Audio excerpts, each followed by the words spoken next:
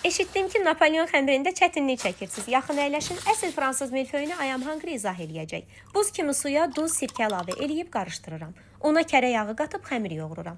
Xəmiri streçləyib mütləq 1 saat soyuducuda gözlədirəm. Arasına qoyacağım yağı ondan qarışdırıram.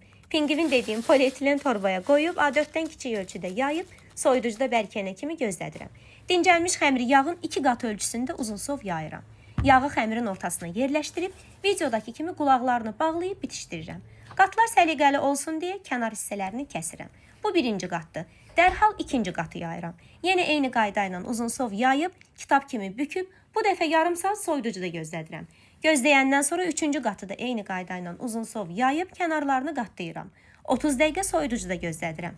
Sonuncu dəfə dördüncü qatı da uzunsov yayıb, kənarlarını qatlayıram. Vəssalam, fransızlar bu qatlama prosesinə turaj deyir. Dördüncü turaj bitəndən sonra soba sinisi ölçüsündə yayıb, çəngəlləyib, 150 dərəcədə bişirirəm. Qətiyyən tələsmirəm, çünki əsas üst hissəsinin qızarmağı deyil, ara qatlar da quruyub qızarmalıdır. Bişmiş qatların nəmişliyi az olan qoxusuz yerdə bir həftəyə kimi saxlamaq olar. Səhifəmi diqqətlə izləyin, növbəti postda krem reseptini paylaşacağım.